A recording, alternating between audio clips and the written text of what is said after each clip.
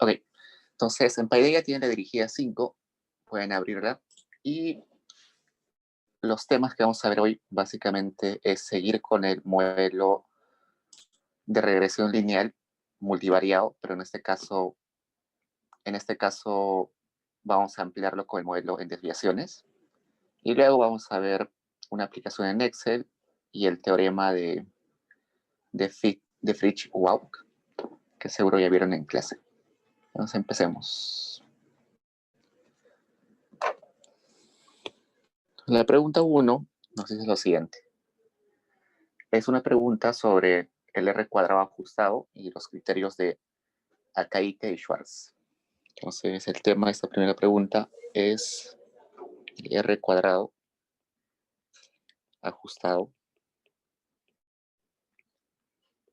y el criterio de Akaike con Schwarz. Entonces, en la parte A nos dice, plantea el estadístico R cuadrado y veamos qué problema tiene. Entonces, el R cuadrado ajustado básicamente nace porque el R cuadrado tenía algunos problemas y eso es lo que vamos a ver ahora. Entonces, el R cuadrado, como ya vimos desde el modelo bivariado, desde el modelo simple, es simplemente el coeficiente entre la suma de cuadrados explicada sobre la suma de cuadrados totales. Es decir, qué porcentaje del modelo es explicado por las variables que hemos incluido. Les dije también de que la suma de cuadrados totales, la suma de cuadrados explicada y la suma de cuadrados de los recibos dan información sobre la varianza, ¿no? Porque la forma en la cual se estructura se asemeja a una varianza. Entonces, también se puede interpretar como el porcentaje de la varianza del Y, que se explica por las varianzas de los X. Pero además sabemos que la suma de cuadrados totales es igual a la suma de cuadrados explicada más la suma de cuadrados de los recibos. Entonces, esto se puede escribir como 1 menos la suma de cuadrados de los recibos entre la suma de cuadrados totales. En el caso del modelo matricial, cuando tenemos k variables, la suma de cuadrados totales es una matriz o nace una matriz. Entonces, para calcularla, lo que hacemos es multiplicar el transpuesto del vector de errores por el vector de errores. Entonces, este vector transpuesto y este vector sin transponer van a darnos un número. Entonces, ese número nace de la multiplicación de dos vectores.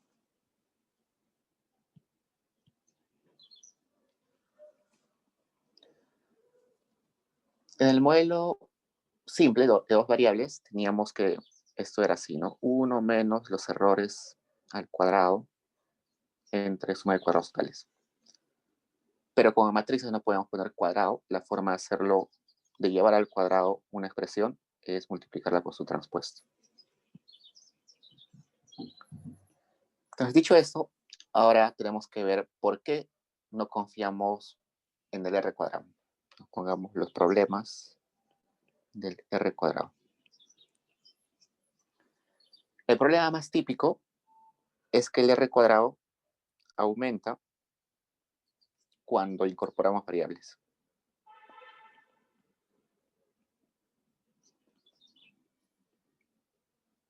Inclusive cuando esas variables son irrelevantes.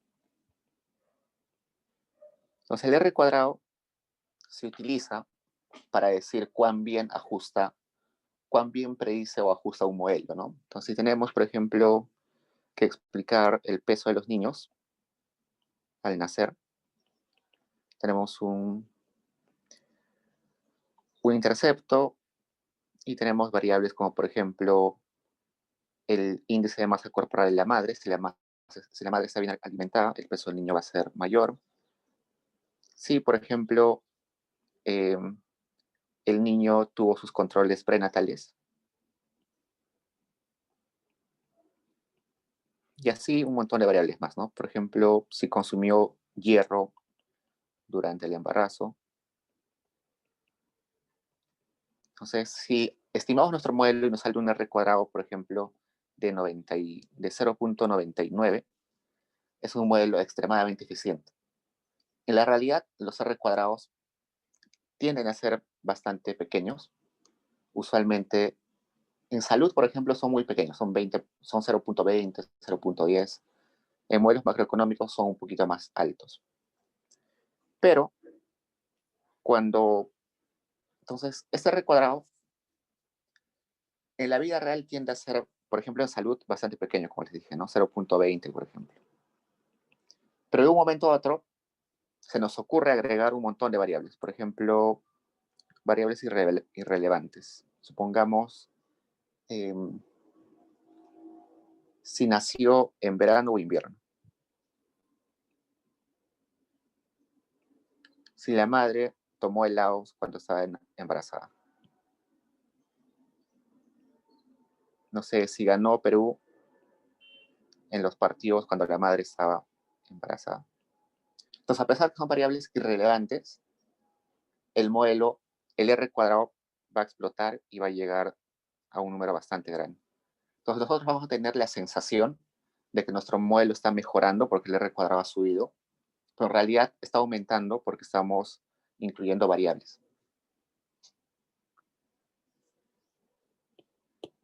Entonces, ese es el principal modelo. Hay una tendencia de los investigadores a meter un montón de variables porque el R cuadrado sube, a pesar de que no sean variables que nos interesan. Entonces, el segundo problema es el siguiente. El problema del investigador. Es lo que les dije hace un rato, es lo mismo. Entonces, en base a eso, los investigadores tienden a poner más variables para tener un mejor ajuste. Entonces, durante muchos años, los investigadores metían un montón de variables eh, simplemente para decir, mira, tengo un buen ajuste, pero no necesariamente era porque el modelo explicaba la variable Y. Con el tiempo, ya las personas o los investigadores han dado cuenta de que un modelo bien estructurado o bien planteado tiene pocas variables, pero esas pocas variables son capaces de tener un ajuste más o menos interesante, ¿no? Y ahora la pregunta es, ¿por qué el R cuadrado aumenta a pesar de que hay variables que no nos interesan? Entonces, recordemos que el numerador es la suma de cuadrados explicada, ¿no? Y la suma de cuadrados explicada en la versión matricial tenía esta forma. El beta, la parte del beta, la parte de la matriz beta que solamente que excluía el intercepto, la parte de la matriz de los X que, que no incluía la columna de los unos por la matriz A, que ya vimos qué forma tenía, y toda esta forma.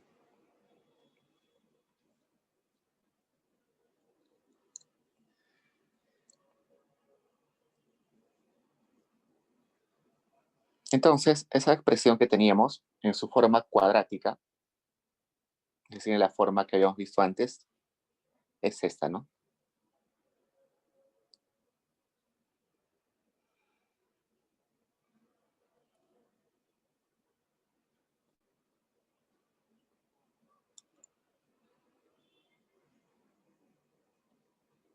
Entonces, como estos X, en esta matriz de X aumenta la cantidad de variables, aumenta también la varianza de esas variables, ¿no? Dijimos que la suma de cuadrados explicada es como la varianza de las matrices X. Por tanto, en esa matriz que estoy poniendo en círculo, van a aumentar los X, por tanto va a aumentar la varianza. Si aumenta la varianza, como lo llevamos al cuadrado, crece rápidamente, ¿no?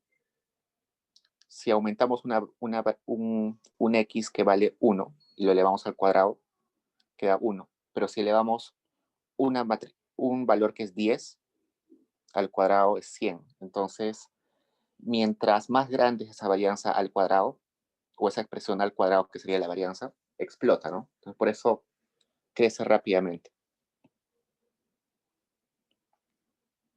Entonces, si la suma de cuadrados explica crece rápidamente, el r cuadrado va a crecer rápidamente. Solamente por la ilusión de que la varianza de los x está creciendo. No porque los x tengan más varianzas, sino porque estamos incluyendo varianzas que no tienen nada que ver. Preguntas, chicos, creo que es un poco complicado esto.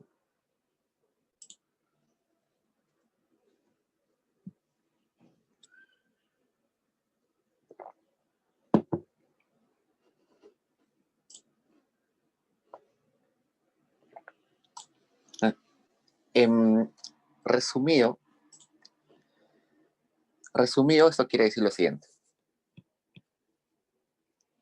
El r cuadrado está compuesto en el numerador, en la parte superior, por las varianzas de los x y en el denominador por las varianzas de los y. Si la varianza de los x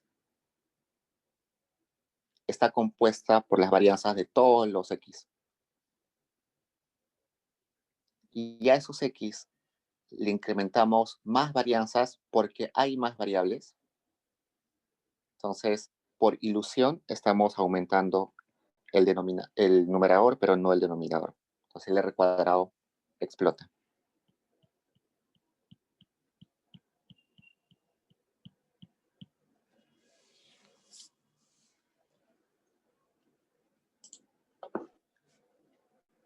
La parte B nos dice, plantee el estadístico r cuadrado ajustado y nos pregunta qué ventajas tiene. Entonces, el r cuadrado ajustado básicamente trata de eh, abordar esos problemas, ¿no? Y el problema básico es que no estamos considerando la cantidad de variables que estamos metiendo. Entonces, deberíamos poner un límite a la cantidad de variables que estamos incluyendo. Y para eso vamos a meter exactamente esa cantidad de variables en nuestra expresión. Entonces, el r cuadrado ajustado sería igual a la misma expresión, la suma de cuadrados residuales entre la suma de cuadrados totales, pero ajustada por, en el numerador, por n menos k, y en el denominador por n menos 1. Estamos castigando más acá en la parte superior y estamos castigando menos acá. Entonces, ¿por qué? Porque el k es la cantidad de variables, ¿no? Entonces, la cantidad de variables k, si estamos incluyendo un montón de variables, la suma de cuadrados de los recibos va a ser dividida entre un número bastante grande, bastante pequeño, perdón. Mientras que al denominador no lo estamos castigando, ¿no? Lo estamos castigando bastante poco. Entonces, igual a 1 menos n menos 1 por la suma de cuadrados de los recibos entre la suma de cuadrados totales.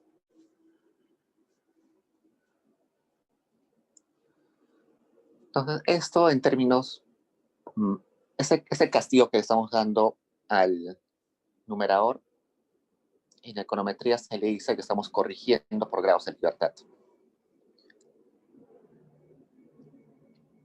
Entonces, la corrección, en términos econométricos, se llama que las sumatorias de cuadrados residuales y la suma de cuadrados totales están corregidas por sus grados de libertad.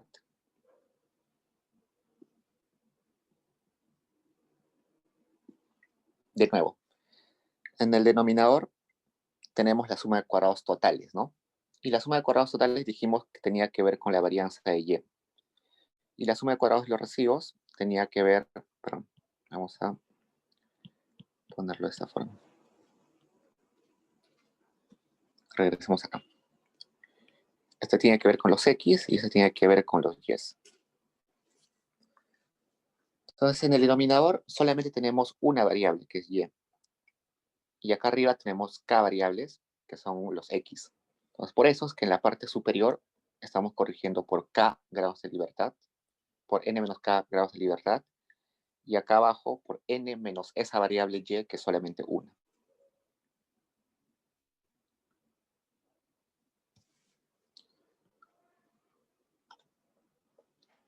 Entonces, si la suma de cuadrados residuales aumenta un montón por incluir variables, ese castigo de N menos K lo va a hacer regresar y lo va a reducir.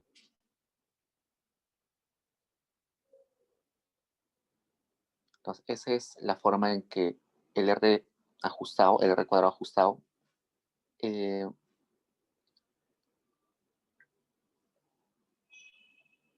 corrige este problema del R cuadrado sin ajustar. Luego, en la parte C nos dicen, plantea los criterios Akaike-Schwarz.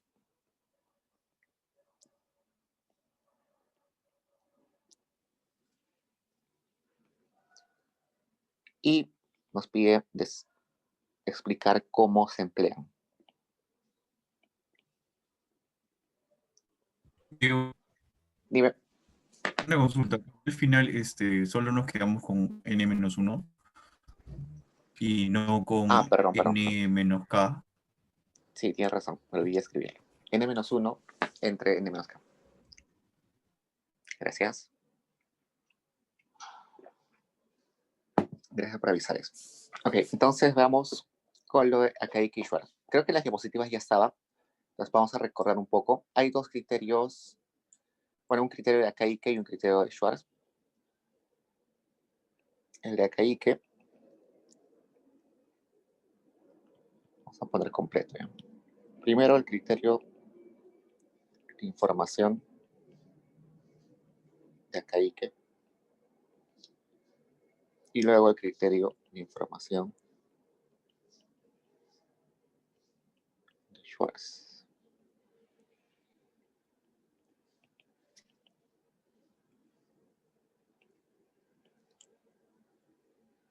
El de Akaike es el logaritmo natural de la sumatoria de cuadrados de los recibos entre la cantidad de observaciones más 2 veces la cantidad de variables entre la cantidad de observaciones.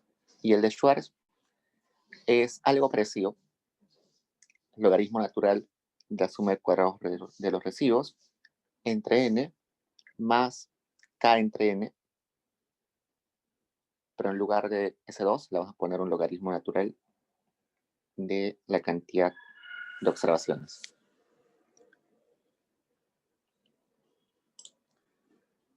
Entonces, en ambos casos, la idea es encontrar el valor de esa expresión, pero al mínimo. Es decir, el modelo que vamos a proponer, la cantidad de observaciones que vamos a proponer y la cantidad de variables que vamos a proponer y con toda la muestra que tengamos, tiene que tender a ser el mínimo posible de esos valores que tenemos para Kaiki y para Schwarz. Entonces, la idea es, pongamos acá, encontrar la especificación del modelo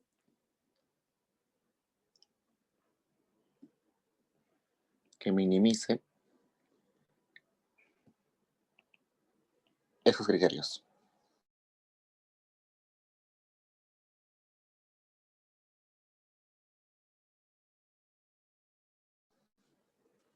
¿Cuándo es bastante útil esto? Es más útil cuando tenemos variables donde se les pone rezagos. Entonces, imaginemos que tenemos un y. Supongamos que este y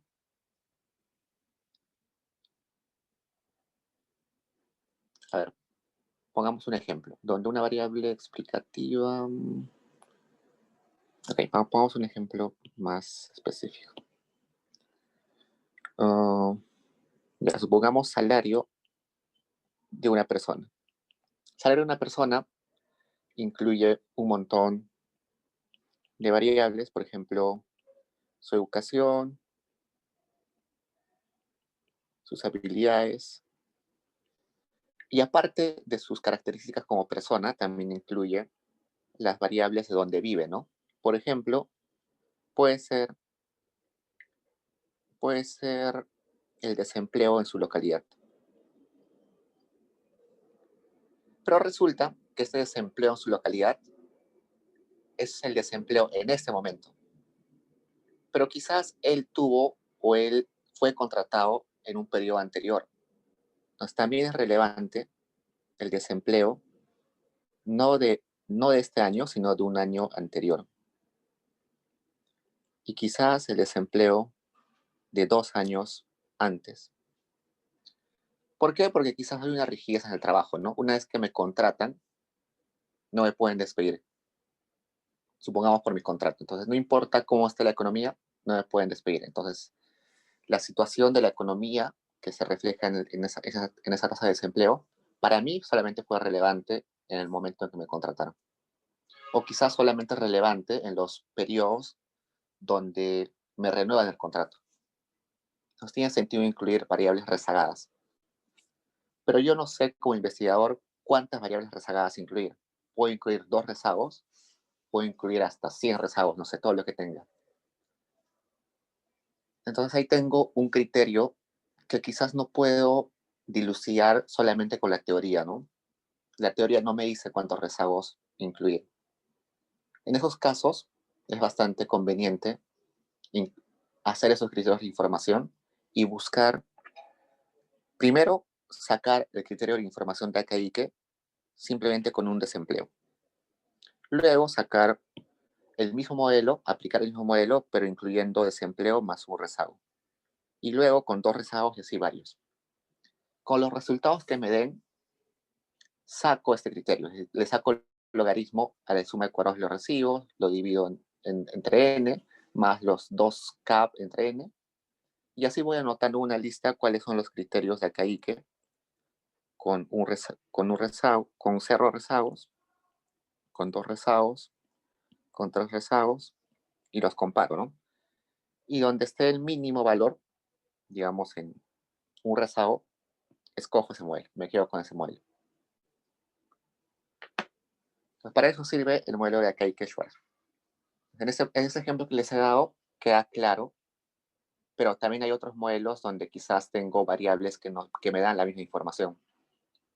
Supongamos, incluyo la educación de la madre y aparte incluyo la educación del padre. Es probable, la teoría dice, de que la educación de una pareja es usualmente bastante parecida. Entonces, incluir los dos es innecesario, solamente debería incluir uno. Entonces, puedo sacar un modelo incluyendo solamente la educación de la madre, otro modelo solamente incluyendo la educación del padre y otro modelo quizás incluyendo la educación promedio. Para los 3 modelos, calculo este criterio de información de Akaique o el de Schwarz y encuentro cuál me da un resultado menor. Y me quedo con ese modelo. ¿Preguntas sobre eso, chicos?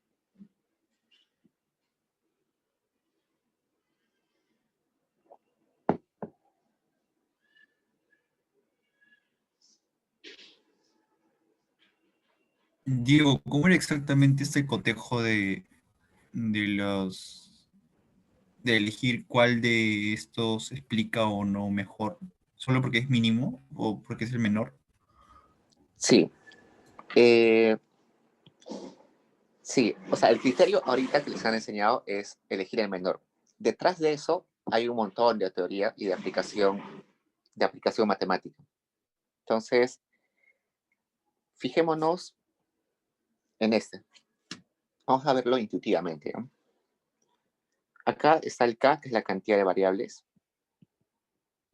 Acá está N, la cantidad de observaciones. La suma de cuadrados de los recibos hay K residuos, ¿no? No, perdón. Hay residuos y los residuos van para, es una interrelación entre X y la cantidad de observaciones, pero básicamente por X.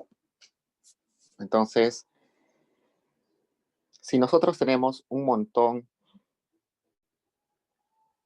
de suma de cuadrados de residuos, quiere decir que estamos teniendo una varianza de los X bastante grande.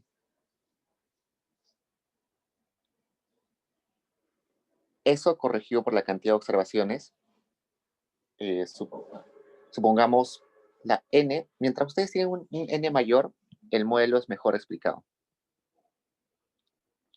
Ya, eso sí es obvio.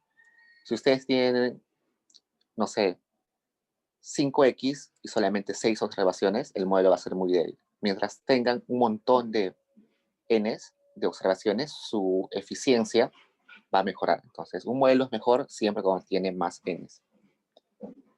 Como les dije hace un rato, si tenemos menos Ks, es mejor en realidad, porque solamente estamos eligiendo a las variables que sí son relevantes. En los últimos años, los modelos que se presentan en los papers, cuando los revisen, van a ver que tienen muy pocas variables. Hace algunos 10, 15 años, utilizábamos un montón de variables. Las tablas eran gigantescas.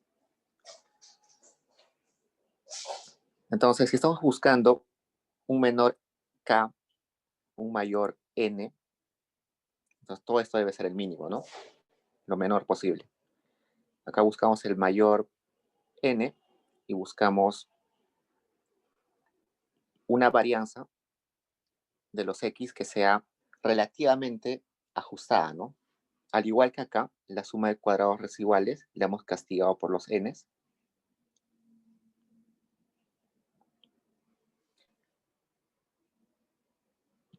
Entonces, detrás de ese criterio está básicamente eso, buscar como que el mínimo valor.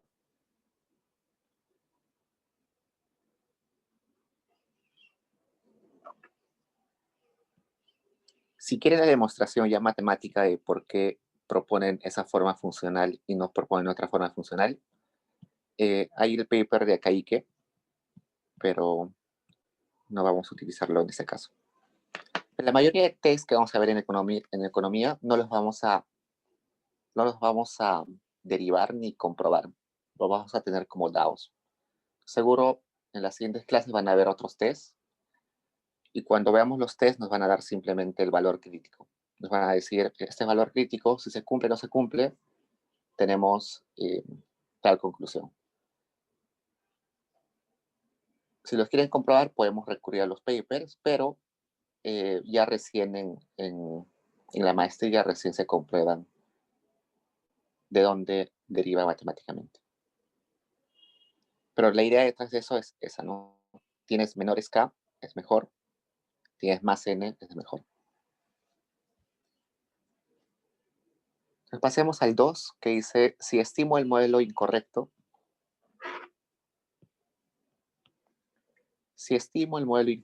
donde esto es Y, X1, B1, más el error, donde se conoce que estoy omitiendo la variable X2. Entonces las diapositivas ya entraron a la parte donde estamos con errores de estimaciones, ¿no? Entonces, supongamos que yo soy una persona que está explicando los salarios y estoy incluyendo, no sé, supongamos la edad,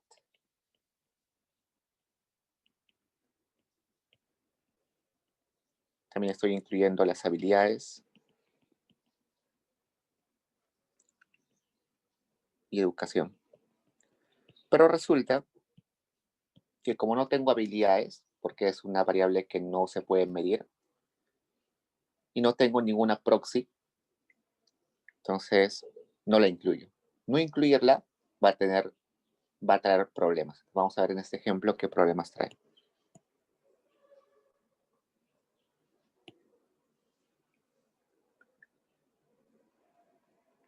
Entonces empecemos estimando el modelo. En la parte A, vamos a estimar el beta 1. Entonces el modelo correcto, como ya hemos visto, sería así, ¿no? Debería incluir a los X1 y también debería incluir a ese X2.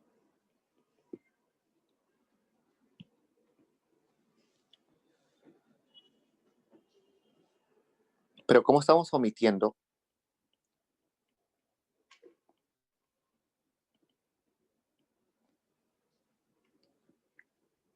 esa parte X2 beta 2, entonces esto más esto se va a convertir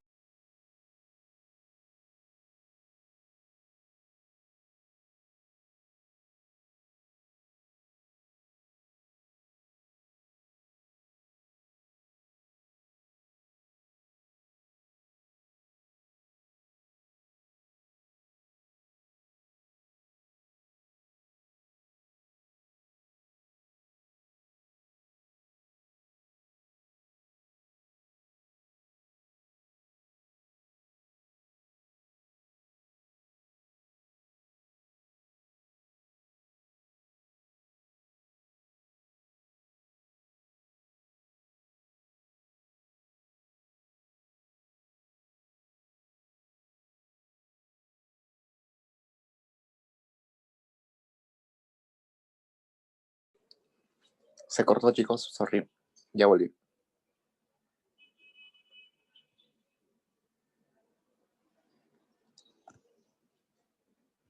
Ok, entonces les decía que como estamos obviando esta parte, nuestro nuevo error, que va a ser V, va a estar compuesto por el error anterior, que era el error del modelo correcto, más esa parte. Entonces tenemos que el V, que es el nuevo error del modelo incorrecto, está compuesto por X2 por beta 2, más el error del modelo correcto. Entonces, si aplicamos esperado a ese error, nosotros en un modelo correcto esperamos que el esperado del error sea 0, ¿no? Pero en este caso, el error va a tener ese valor.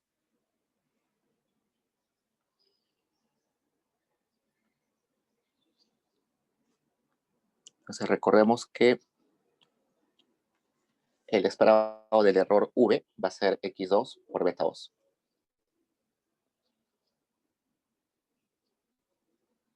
Entonces cuando estimemos el modelo, ya sabemos que el modelo va a tener la siguiente forma, ¿no? X1,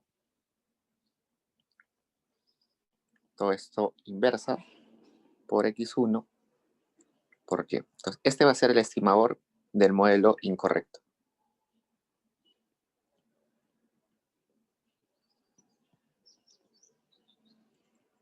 Entonces tenemos que recordar estas dos cosas. Que el error no es 0 y que esta es la forma del estimador.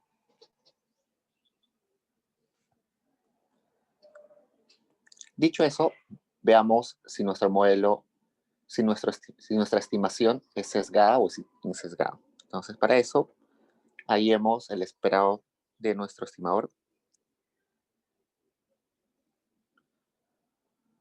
Tenemos nuestro estimador, que es esta forma.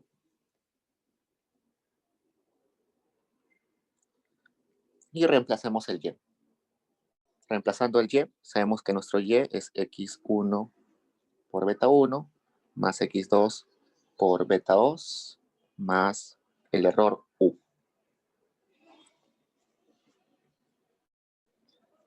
Ojo que acá estoy reemplazando el modelo incorrecto, pero el modelo correcto dentro de mi estimación que no es correcta, ¿no? Entonces voy a operar simplemente ahí. Tendría esto.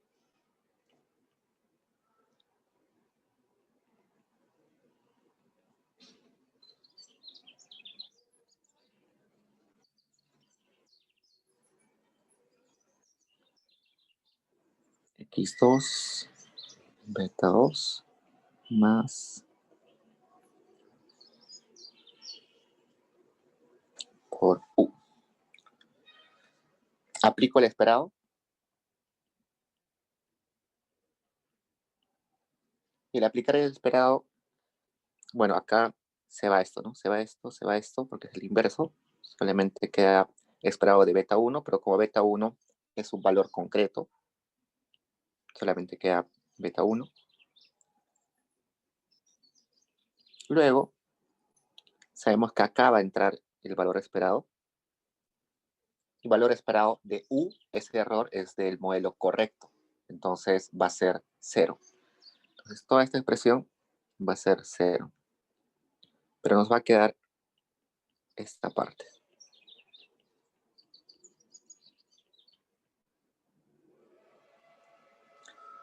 Entonces acá vemos que nuestro modelo es insesgado. Perdón, es sesgado.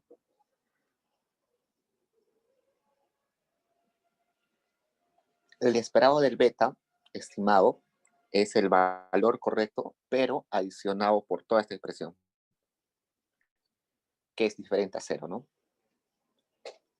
Entonces, nos está diciendo que omitir una variable relevante nos está ocasionando un problema de sesgo. Entonces, la forma de comprobar. Entonces, hay que tener cuidado al momento de hacer esas comprobaciones, de dejar a un lado lo que es el modelo correcto y lo que es el modelo incorrecto. O sea, al momento de reemplazar acá, en esta expresión que puse, reemplacé el modelo correcto dentro de la estimación del modelo incorrecto. Entonces, si recuerdan eso, cualquier problema de cualquier comprobación de problemas de estimación se les va a hacer más fácil.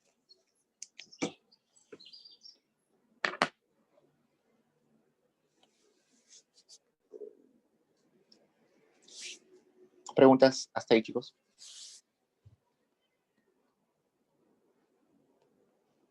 Y bueno, la pregunta C nos dice, ¿existe algún sesgo? Si existiera, ¿cuál es el valor de este? Ya hemos visto que el sesgo es todo lo que está en verde, donde no podemos diferenciar si eso es 0, ¿no? Lo más y lo probable es que no sea 0. Entonces, ese valor va a ser lo más probable diferente a 0. Entonces, va a ser el sesgo. ¿Preguntas, chicos?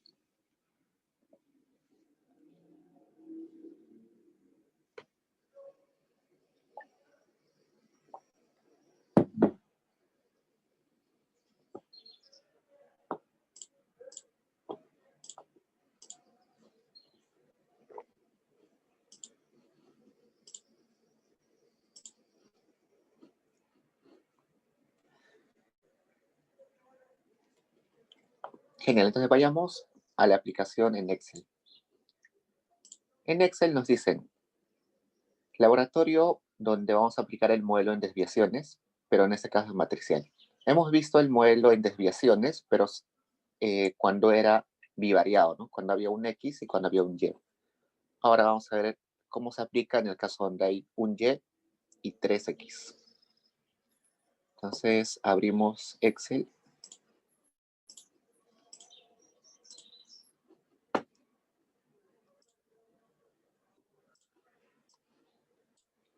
Acá tengo. Entonces ahora repasemos lo que dice el profesor en el modelo con desviaciones.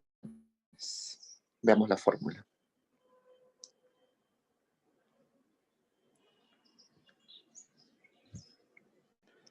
El modelo en desviaciones de matrices, veamos con qué forma tiene el beta 2. Entonces recordemos esto. El beta 2 va a ser igual a toda esta expresión. Vayamos acá.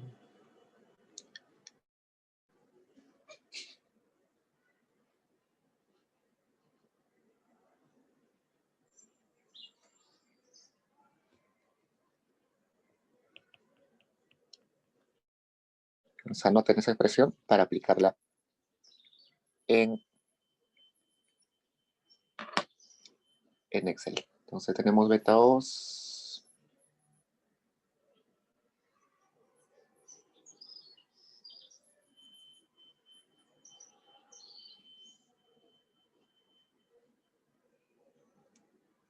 Entonces quiero ver acá cuál es el otro.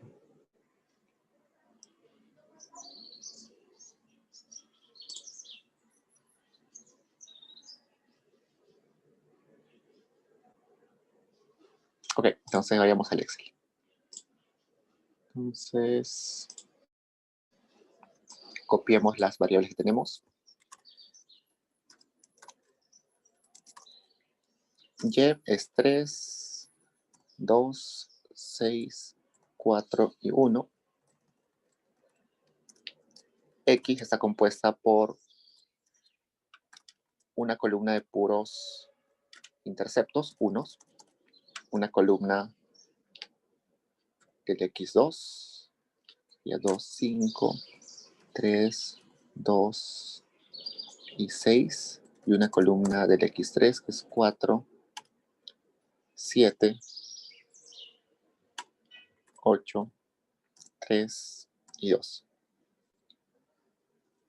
Aparte de eso, me dice los valores en desviaciones respecto a la media son los siguientes. Entonces, la multiplicación del A nos está ahorrando el tiempo. La multiplicación del A por el Y en desviaciones sería menos 0.2, menos 1.2, 2.8, 0.8, menos 2.2. En el caso del X, la multiplicación del A por el X2, es decir, solamente excluyendo la parte donde tenemos los interceptos, por eso solamente tiene dos columnas.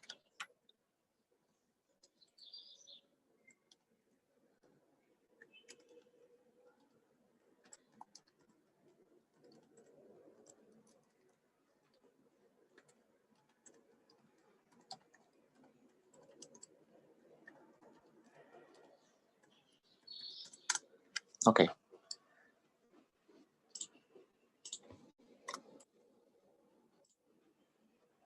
Recordemos que esto, ¿no? X2 es solamente esta parte, la parte de la matriz X que excluye a la columna de interceptos. Por eso acá solamente tenemos dos columnas. Nos pide estimar la pendiente del modelo utilizando los datos en desviaciones. Entonces, ¿cómo hallamos la pendiente? ¿Dónde está? No tengo la fórmula acá.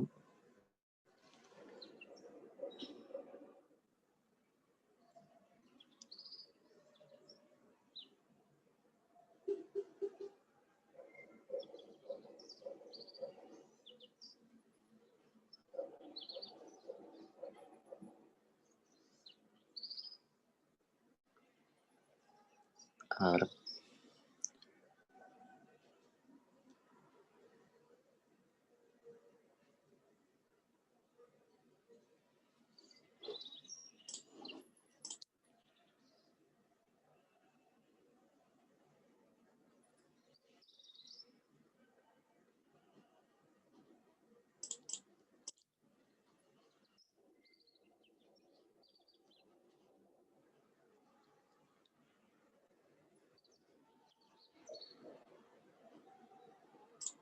Ok, entonces estimamos la pendiente del modelo utilizando las desviaciones, hallar la suma de cuadrados aplicada, la suma de cuadrados residuales, la suma de cuadrados totales y encontrar el R cuadrado y el R cuadrado ajustado.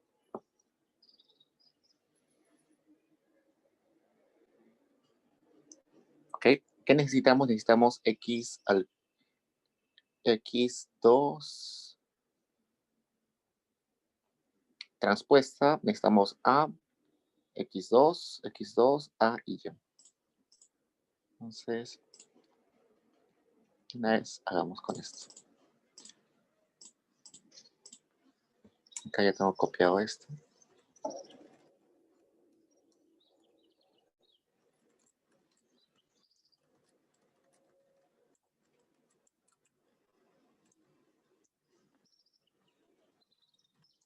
Entonces, de acá recordamos que tenemos esto, ¿no? Necesitamos esto.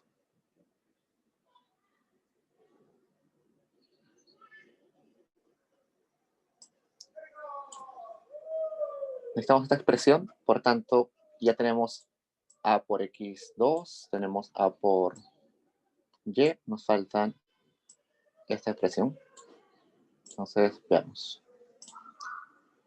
Si queremos saber A2 transpuesta por A, lo que deberíamos hacer es lo siguiente. Mejor seguimos esto.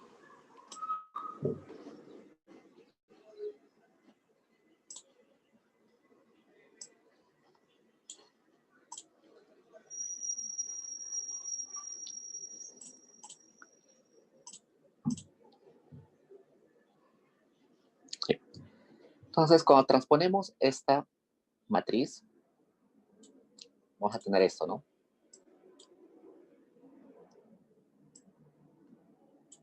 Simplemente estamos transponiendo.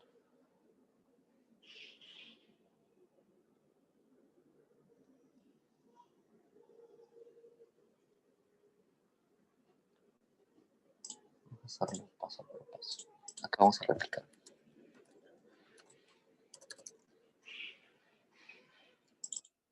Transponer todo esto.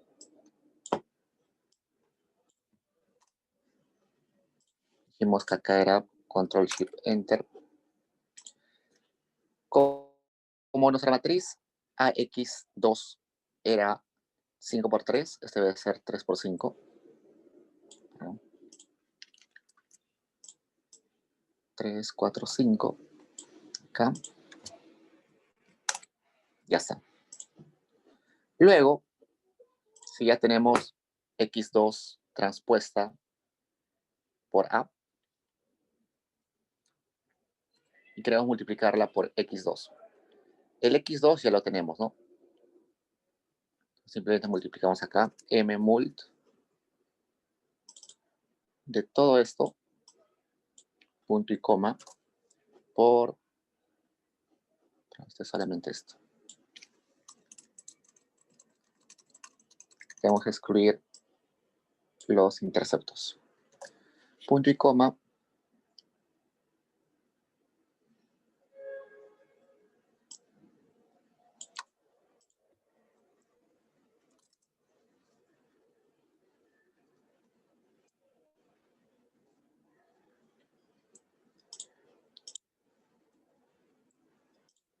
Multiplicando todo, porque se multiplicó todo.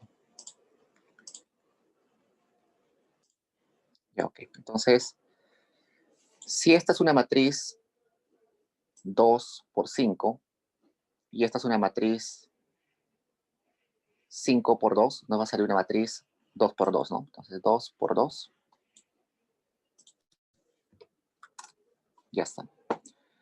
Entonces, acá es esta matriz. Es la que nos interesa en realidad. La parte de los interceptos no nos interesa. Luego queremos invertir eso.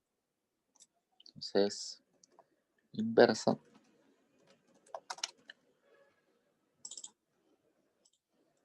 Todo eso. La inversa de una matriz 2 por 2 es una matriz también 2 por 2.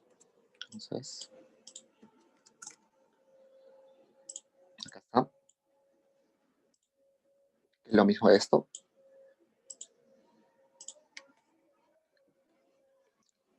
Luego queremos saber la multiplicación del x2a por y. Ya tenemos el x2a, que está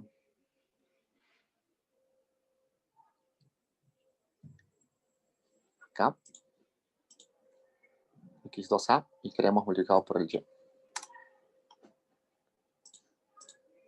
Entonces, x2a por el y.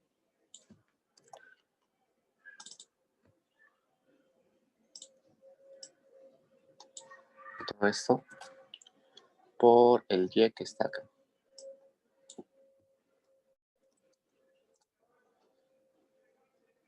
Si esta es una matriz 2 por 5 y esta es 5 por 1, nos va a salir una 2 por 1, ¿no? Acá está. Finalmente, según la expresión que teníamos acá, solo necesitamos multiplicar esa inversa por lo que acabamos de hallar. Entonces, la inversa era esta,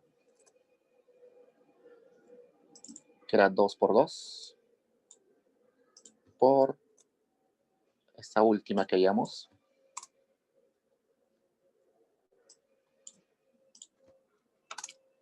Y ya está. Entonces, estos serían los betas. Este sería el beta asociado a nuestro x2 y este el beta asociado al x3. Como estamos en un modelo de desviaciones, el beta va a ser 0. ¿Por qué? Porque como estamos restando, vamos a poner esto acá.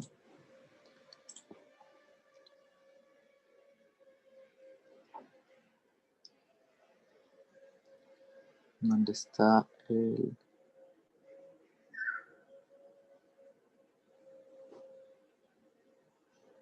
Regresemos acá un toque.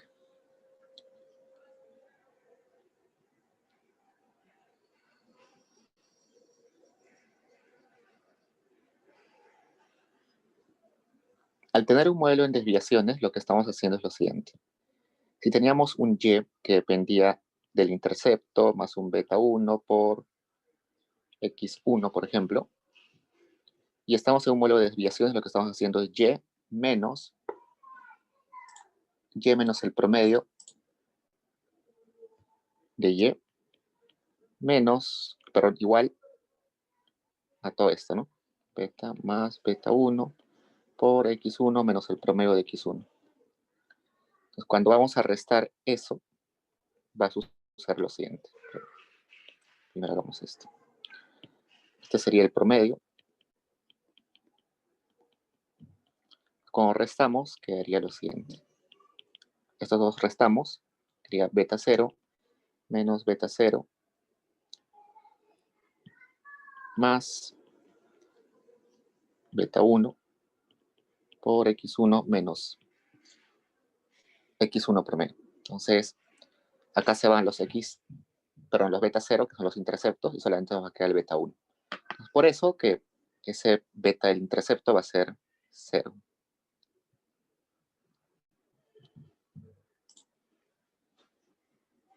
Entonces, volvamos acá a nuestro... Pues en este caso solamente vamos a tener dos betas, que es ese menos 6.86 y 0.38. Luego nos piden, ¿qué más nos piden? Estimar la suma de cuadrados explicada, la suma de cuadrados residuales y la suma de cuadrados totales.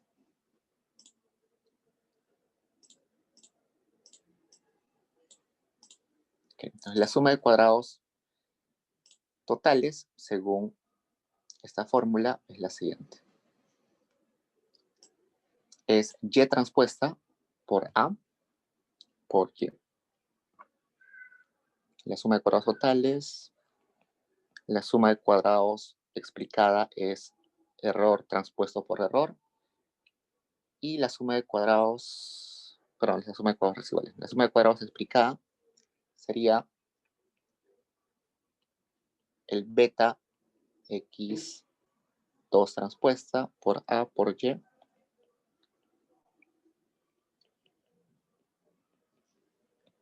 Entonces, haríamos eso. Entonces, empecemos por la suma de cuadrados totales, que sería y transpuesta por A por y. Podemos transponer acá y transpuesta, que sería transpuesta de todo esto. Debería tener 5 valores. 3, 4, 5. ¿Okay? Acá sería multiplicación, m multiplicación de y transpuesta, todo esto, por punto y coma, a por y, que es esto. Entonces, nos va a dar 14.8. Luego, la suma de cuadrados explicada, según la fórmula que vimos, era beta transpuesta. Entonces, este beta vamos a transponerlo. Transponer esto.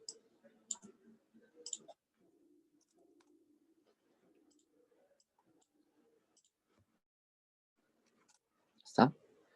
Eso multiplicado por x2 transpuesta.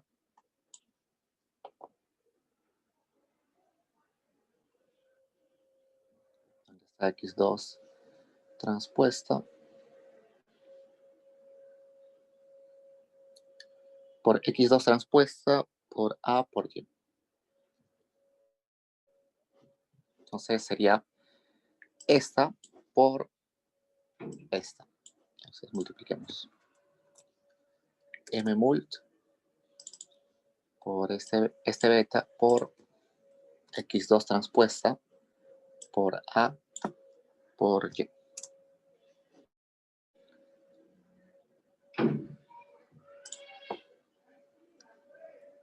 Entonces acá tenemos beta transpuesta por x2 transpuesta por a por y. Entonces queda 10.87. Y finalmente la suma de cuadrados desiguales, que sería errores, error transpuesta por error. Entonces veamos el error. Hagamos acá una columna de errores.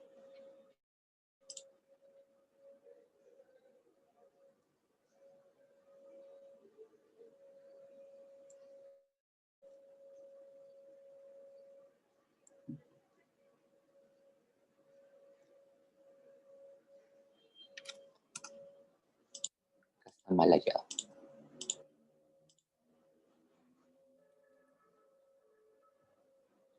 ¿Okay?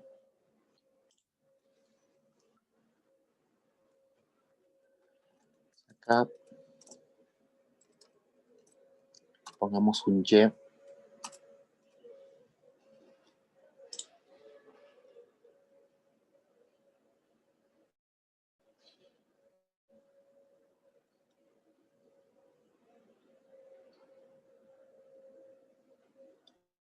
Entonces busquemos acá los errores.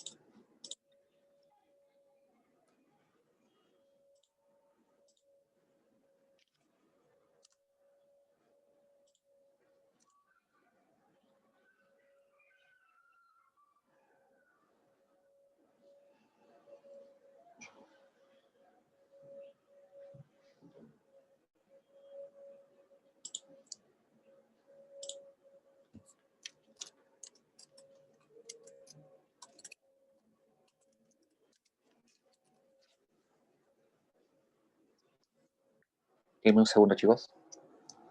¿Aló? ¿Aló?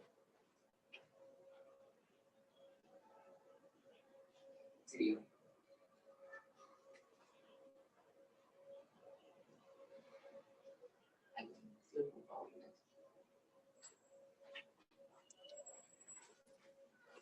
Ya, entonces tenemos que buscar un y estimado.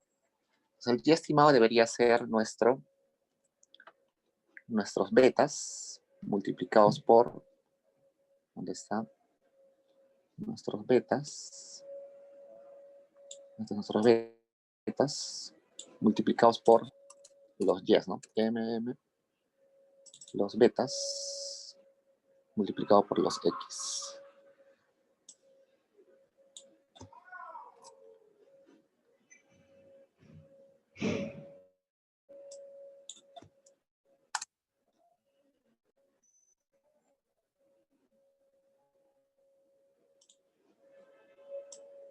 Va a ser 5.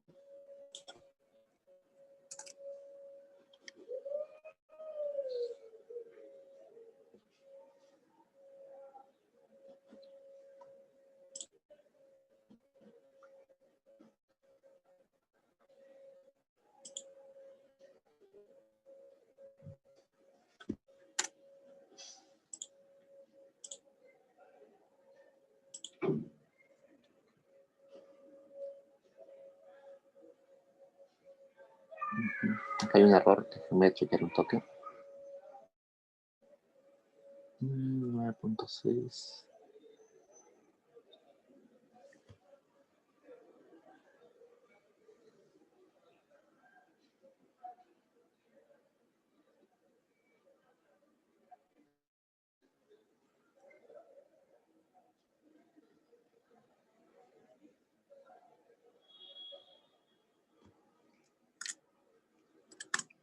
Denme un momento.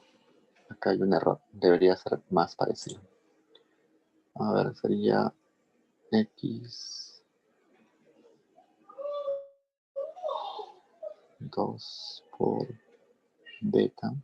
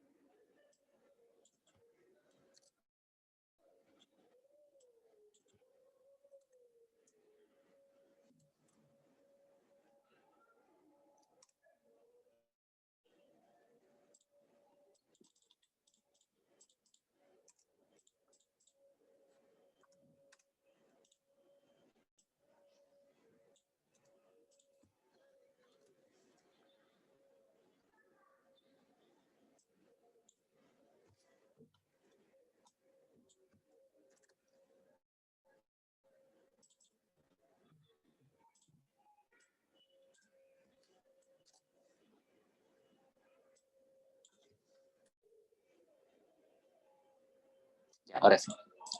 Ya está. Entonces me equivoqué de columna.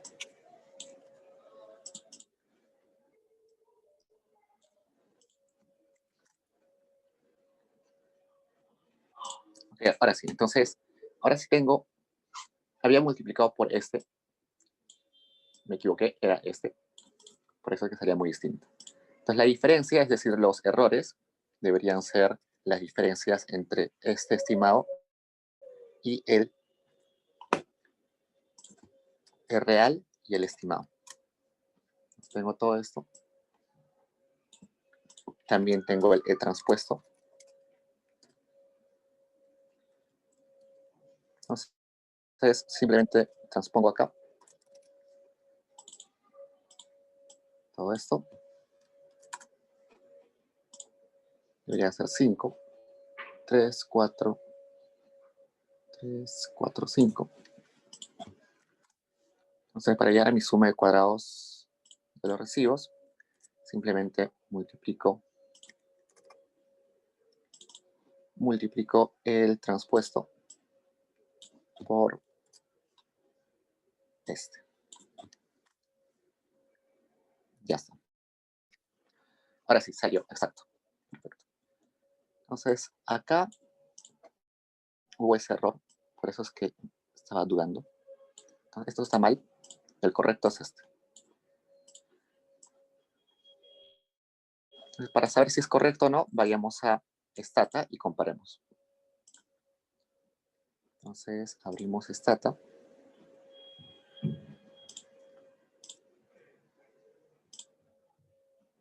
Vayamos a Stata.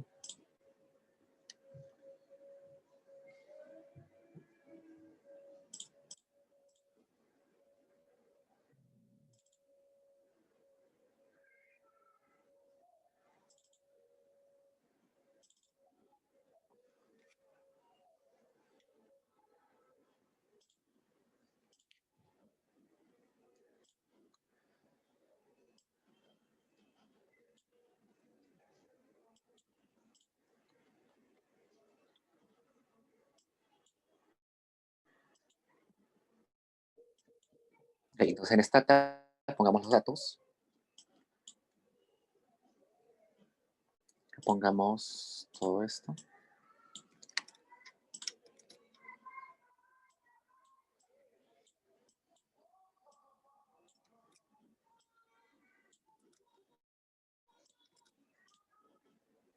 Cambiemos de nombre. Acá pongámosle Y. Acá pongámosle X1. X2. Acá X3. Y hagamos la regresión. Regresión de Y por X1, X2.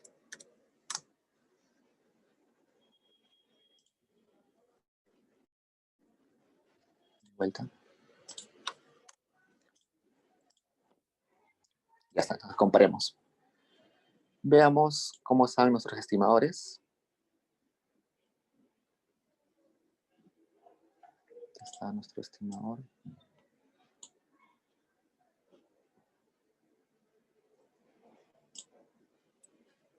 Ahora tenemos que sacarle.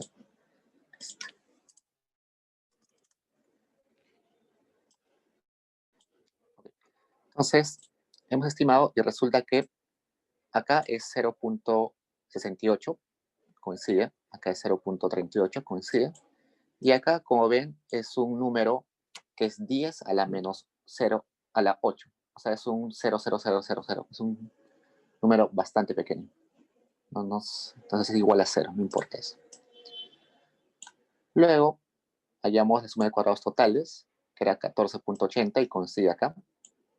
La suma de cuadrados explicada 10.87 y la suma de cuadrados residuales 3.92. Entonces coincide. Hace un rato, acá en el solucionario nos salía de que era 0, pero estaba mal, así que ya lo corregimos. Es este. Luego nos piden hallar el R cuadrado y el R cuadrado ajustado. Entonces el R cuadrado era simplemente la división entre la suma de cuadrados explicada entre la suma de cuadrados residuales, perdón, la suma de cuadrados totales. ¿Listo? Y el R cuadrado ajustado.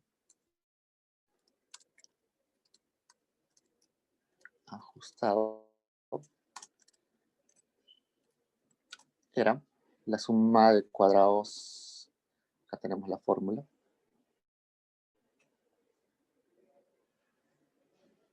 era 1 menos n menos 1. ¿Cuántas observaciones tenemos? Teníamos 5, sería 4. 1 menos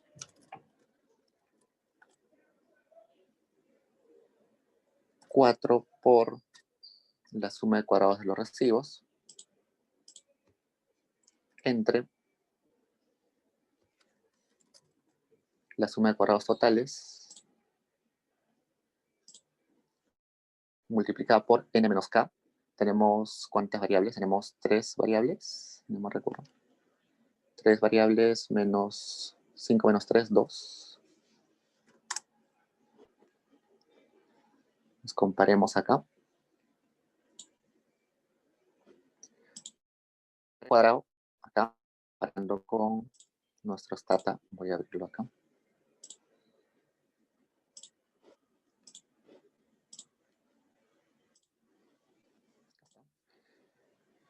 El R cuadrado nos salía acá en stata 0.73, está bien. Y el R cuadrado ajustado 0.4691. Entonces, perfecto. Sale exactamente lo que nos pedían. Entonces, con eso completamos esa parte de laboratorio. Diego, Dime. una consulta, ¿cómo sacaste los errores? ¿No era igual a y menos x por beta? Sí, a ver, de vuelta. En este caso, estamos trabajando con los y's en desviaciones.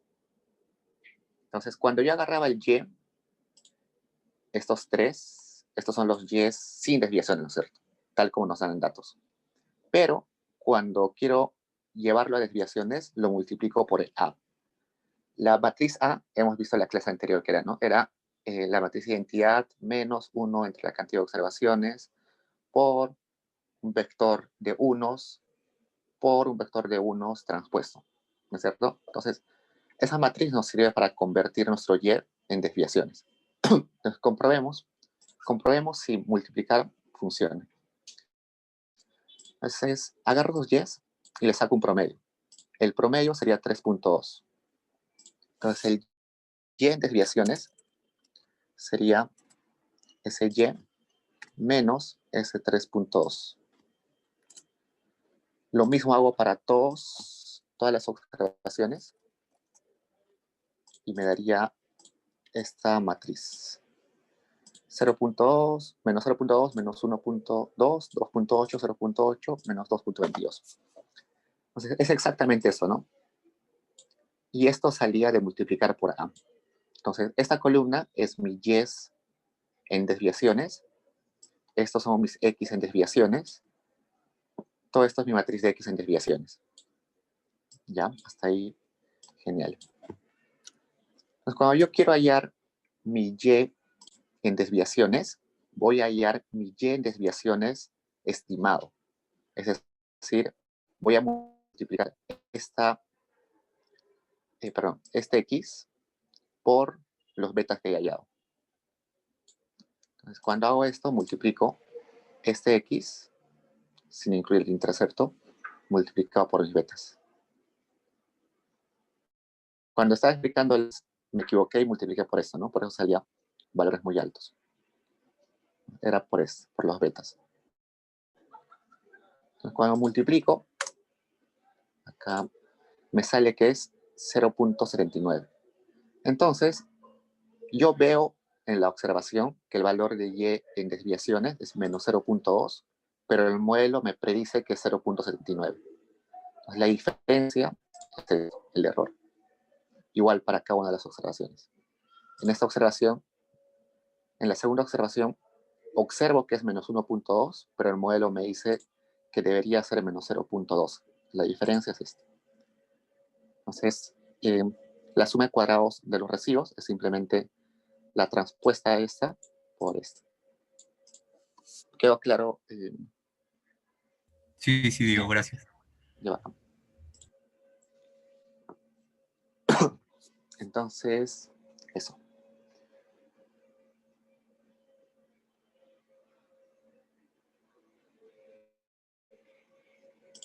Ya, genial. Entonces, vayamos a la siguiente parte del laboratorio, que es puramente en Stat. Se utiliza la base de datos auto. Resulta que Stata tiene precargado algunas bases de datos. Una de las bases precargadas es esta que se llama auto.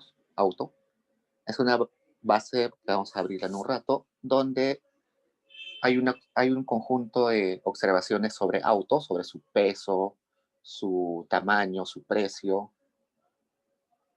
las características de distintos autos. ¿Por qué Stata tiene precargado algunas bases de datos? Porque les dije que en Stata podemos poner help, ¿no es cierto? Podemos poner help, por ejemplo, regress. Entonces, acá nos dice para qué sirve ese comando. Nos dice regres, pones primero, lo puedes abreviar con lo que está subrayado, solamente con las tres primeras letras, reg. Luego pones la variable dependiente, luego las independientes. Luego puedes poner algún condicional. Por ejemplo, solamente quiero considerar las observaciones donde los niños son mayores a 10 años. If. Puedo poner in, que es para decir, también es como un if parecido, pero ya también para decir desde tal observación hasta tal observación. Le puedo poner pesos. Van a ver luego al final del curso para qué son los pesos. Y una serie de opciones. Y acá están las opciones que se ponen. Nadie me explican un montón, me dicen para qué sirve, me explica cada una de las opciones, cómo puedo hacer más robusta mi estimación. Y acá me pone una serie de ejemplos. Los ejemplos que tiene acá en la ayuda de Stata utilizan esa base de datos. Por ejemplo, acá está utilizando esa base de datos auto y me está dando ejemplos con esa base de datos. Y así en diferentes ejemplos para diferentes comandos utiliza esa base de datos precargada. Entonces, para eso sirve. Entonces, veamos qué nos pide. Estima el modelo donde el precio depende del peso y del tamaño, si no me equivoco. Interprete los resultados. Incluye la variable MPG y TRANC, no sé qué son, vamos a verlo ahorita. ¿Qué sucede con la estimación? Replique la estimación usando las etapas del teorema de Fritz-Walk. Y comente los resultados. Mientras voy abriendo, ¿alguien recuerda para qué es ese teorema?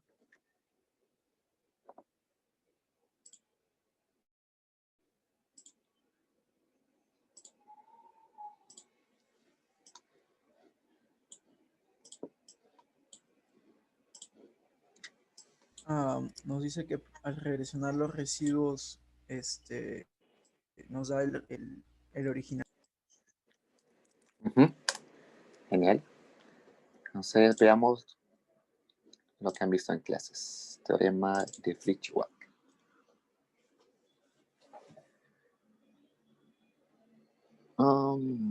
Encontramos un sesgo en la desviación de beta. Entonces, el objetivo de este teorema es obtener un efecto puro, ¿no es cierto?, de la escolaridad. En el ejemplo que puso el profesor, estábamos tratando de explicar salarios por escolaridad y por el tamaño de empresa, donde trabaja nuestra observación. Sin embargo, esos dos X que son escolaridad y tamaño de empresa también están correlacionados, ¿no? Entonces, acá puede haber un efecto combinado. Entonces, para obviar ese efecto combinado, solamente queremos saber el efecto puro de la escolaridad con el salario. Entonces, queremos deshacernos de esta línea, de esa relación. Para eso, vamos a utilizar el teorema de Fritz-Walk. Entonces, para ello vamos a seguir un procedimiento en 3 etapas. Primero, regresionamos la escolaridad con el tamaño de la empresa. Entonces, escolaridad igual a tamaño de empresa. Con eso vamos a estimar los errores.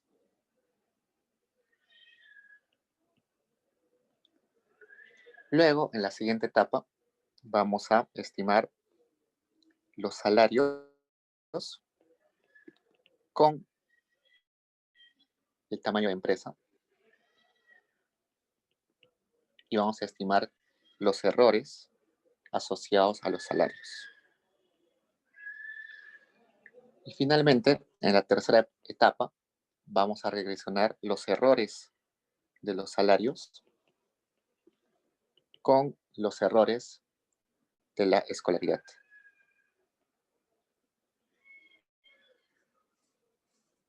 Entonces, ese beta que vamos a hallar va a ser el efecto puro. Entonces, veamos. En el caso que estamos haciendo ahora, vamos a ver qué nos da. Para empezar, podemos poner clear all Si tenemos alguna base de datos precargada o que estamos utilizando, la limpiamos. Después de clear all, vamos a abrir la base de datos. Usualmente una base de datos se abriría solamente con use, por ejemplo, auto.eta.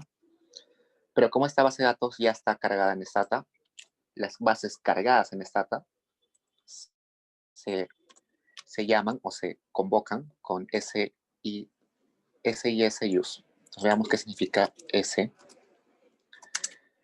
y S use. Use shipped database. Entonces, ya bases de datos precargadas. Entonces, ya la llamé, me dice que, acá al costado, me dice que tiene 12 variables, 74 observaciones. Esto ya es el tamaño del archivo, no nos interesa mucho. Y veamos qué variables tiene. Acá me dice, la variable primera es make, me dice marca y modelo. La segunda variable precio, que me dice el precio, price, precio. Luego, milliage, ¿qué es milliage? Vamos a ver qué es milliage. No sé qué es milliage. ¿Alguien sabe qué es milliage?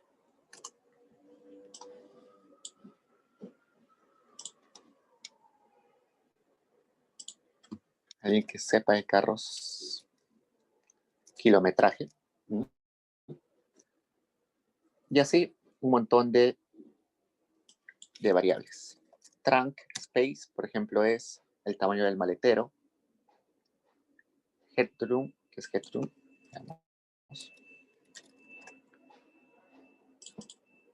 Espacio para la cabeza.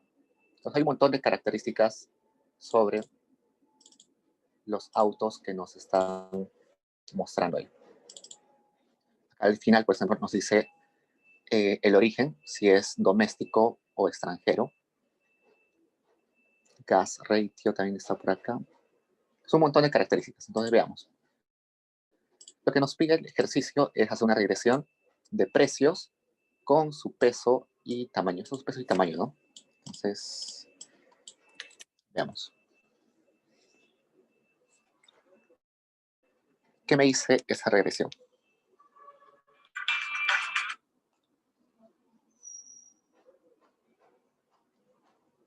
Veamos primero los coeficientes. Tenemos un coeficiente asociado a weight y un coeficiente asociado a length. Entonces, primero weight, que es peso,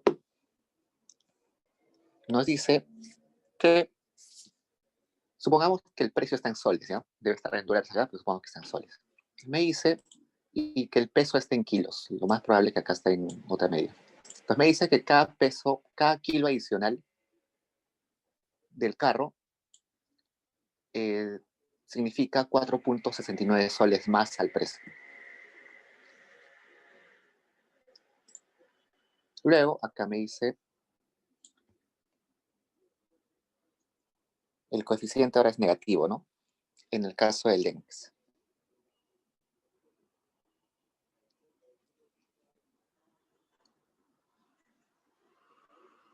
Entonces, length es longitud, ¿no? Tamaño. O el largo.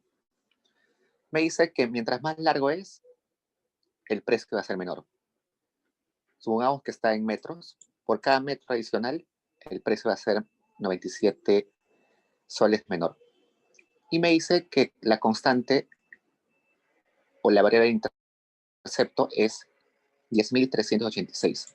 Es decir, un automóvil promedio de esa muestra vale 10.386. En base a ese intercepto, que es el promedio, en promedio de características,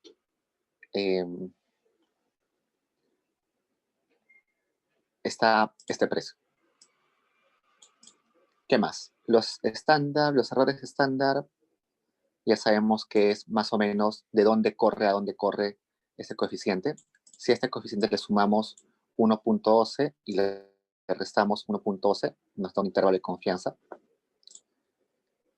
Y acá el pi-valor. Este pi-valor es 0.00. Eso quiere decir que es menor al 5%, menor al 10% y menor al 1%. Por tanto, podemos decir que ese coeficiente es significativo al 1%.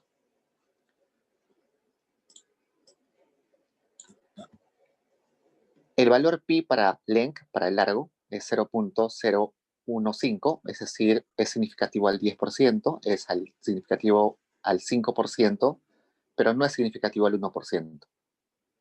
Por tanto, diremos que es significativo al 5 y al 10%, no al 1%. Y acá igual, bueno, este coeficiente casi nunca se lee, ¿no?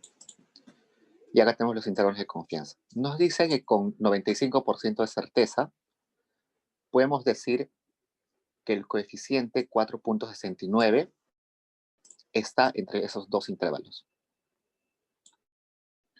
Dentro de ese intervalo no está 0, ¿no? Entonces podemos decir con seguridad que nuestro coeficiente al 95% de confianza es diferente a 0.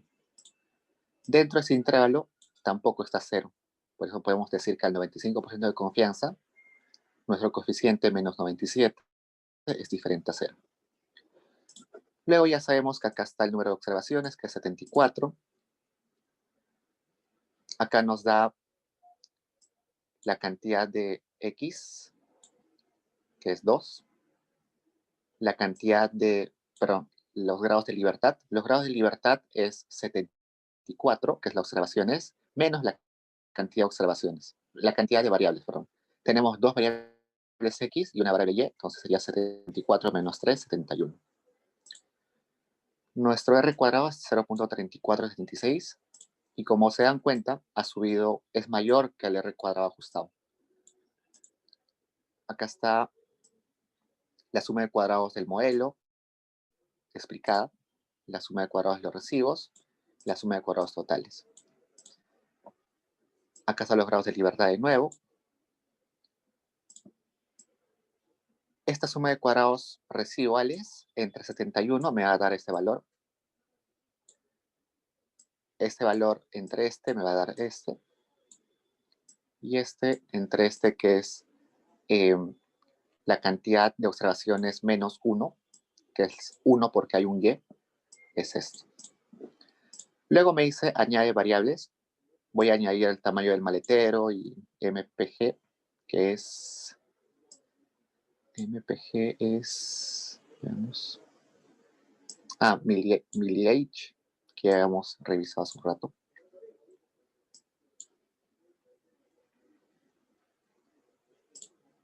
Okay. Entonces, veamos qué sucede. ¿Qué ha pasado con los estimadores? El estimador de peso, 4.69, no ha cambiado mucho. El de largo cambió algo, pero sigue con el mismo signo. Cuando vamos a comparar coeficientes, lo primero que debemos comparar es si cambió el signo. Si cambió el signo, si hay es un problema tremendo. Si no cambió el signo, estamos bien. Y que cambie el tamaño del coeficiente, se espera que el tamaño del coeficiente no cambie mucho. Va a cambiar sí o sí, porque estamos metiendo variables que también traen información sobre el precio, pero no deben variar mucho. Ya sabemos leer cómo son esos coeficientes y esas variables, esos datos. Veamos qué pasa con nuestros R cuadrados.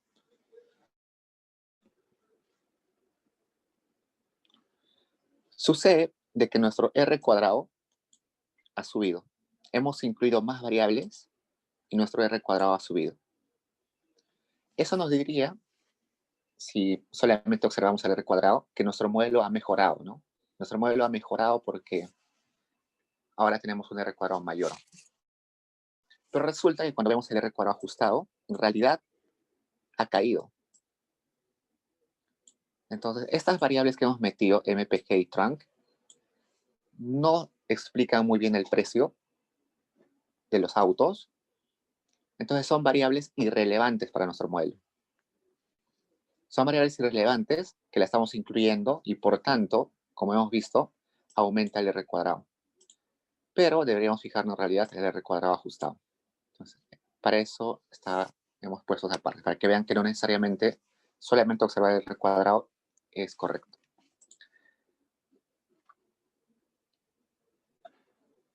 Pues ahora vayamos a lo que sigue. Lo que vamos a instalar ahorita es SOUT. SOUT es una forma de exportar los resultados. Veamos qué es SOUT. Acá me dice, SOUT sirve para hacer tablas de regresiones desde la tienda de estimaciones, desde el almacén de estimaciones.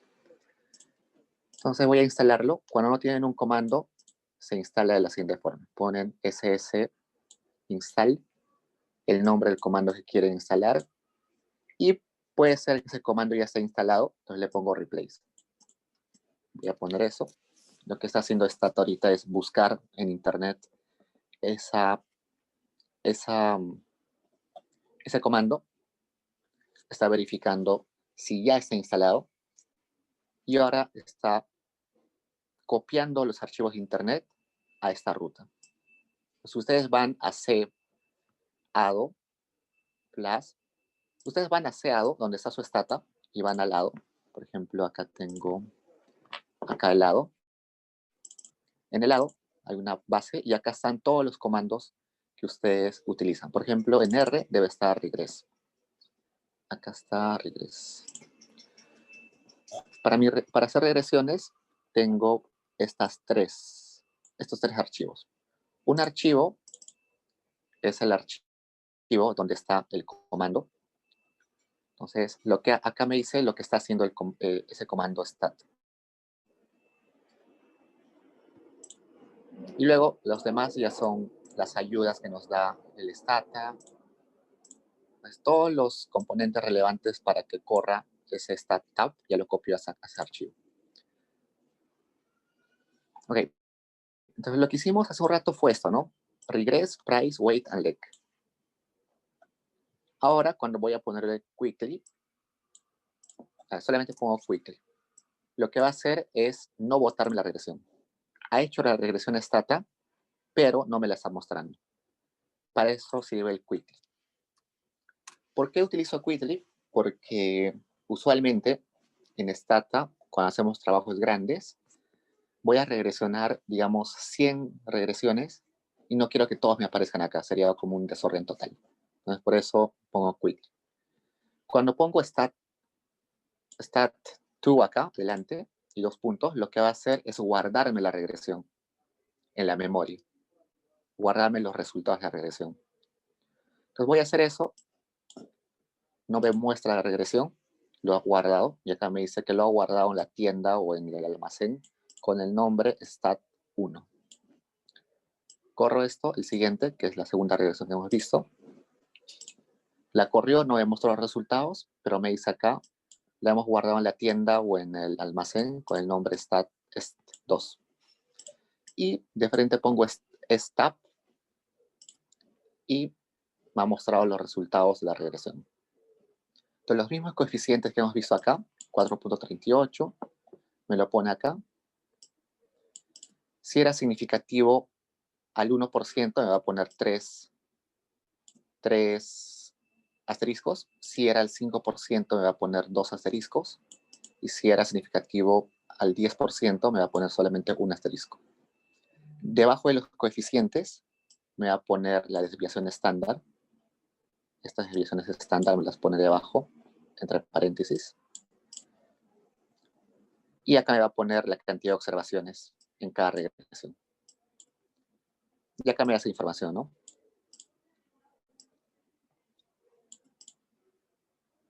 No, ya. Entonces, esto es para comparar regresiones.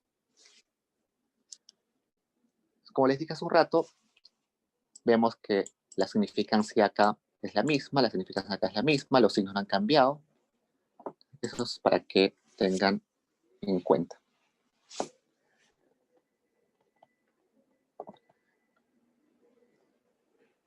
Entonces acá hay otra forma. Igual estoy regresionando los dos modelos. Ya no estoy poniendo este stat2. Simplemente estoy poniendo esto, lo corro en una. Y lo que me está añadiendo acá es que solamente tenía el n acá, ahora tengo el r, perdón, solamente tenía el n acá y acá tengo el r cuadrado ajustado. ¿Cómo logré eso? Al step le puse siguiente, ponme los errores estándar entre paréntesis, estándar error entre paréntesis, y ponme el ajusted r al cuadrado. Yo puedo agregar acá un montón de cosas. Acá puedo agregar que me ponga, por ejemplo, el r cuadrado, la prueba f. ¿Cómo sé cómo agregar? Simplemente help, step, y acá me dice cómo agregar.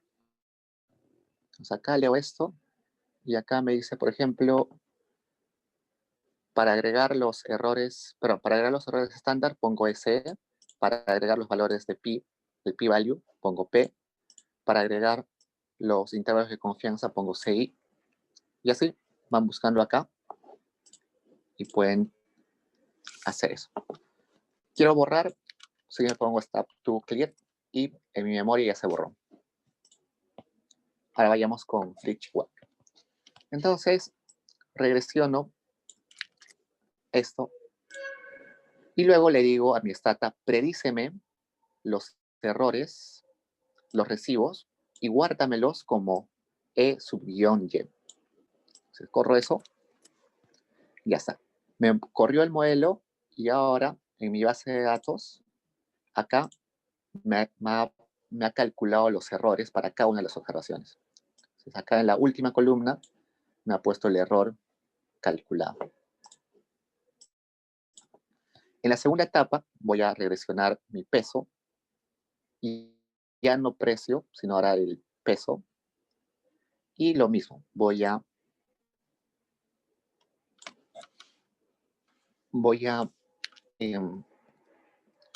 predecir los errores. Y acá me pone los errores de esa estimación. Ahora hago lo mismo, pero con length.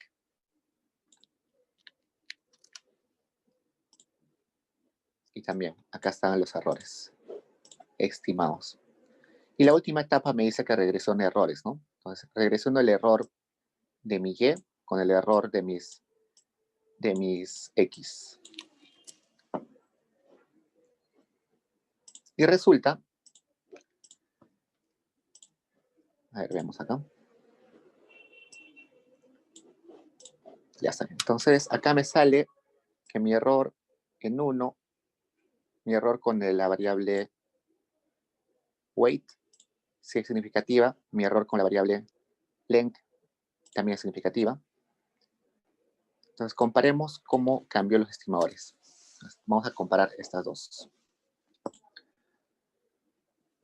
Esta estimación que tengo acá, que estoy sombreando, es la estimación que hice sin corregir esa dependencia que había entre los X. Y esta estimación que estoy acá es el que hice corrigiendo con mi modelo, con la propuesta de FlitchWalk.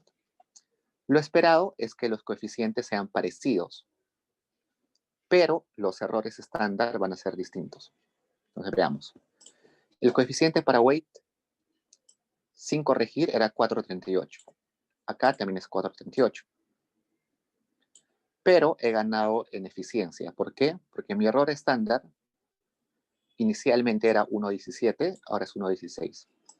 Mientras menor es mi error estándar, mejor está mi modelo, mejor está mi estimación. Veamos para length. Los coeficientes son iguales al corregir o no al corregir, pero mi desviación estándar se ha reducido un poco. Eso quiere decir que mi estimación inicial no estaba sesgada, porque sigue siendo el mismo coeficiente, pero sí había un error de eficiencia. Entonces, ahora sí, con mi estimación corregida, ya es más eficiente. Además, otra cosa que también nos ayuda a hacer esto de FlitchWalk es que los errores cuadrados ahora sí se han corregido bien. Veamos acá. El error cuadrado sin corregir era 0.35. Parecía un modelo muy bueno, ¿no? Pero ahora el R cuadrado es 0.17. ese problema de que se estaba sobreestimando el R cuadrado venía básicamente de esa dependencia entre los X. Entonces, inicialmente el error cuadrado ajustado era 32, 0.32, ahora 0.15, la mitad. Entonces, el Fitch-Watt en realidad no nos ayuda para ver si, no nos ayuda para el tamaño del coeficiente, porque es el mismo, nos ayuda para la eficiencia del coeficiente y para el error cuadrado. ¿Hasta ahí preguntas, chicos?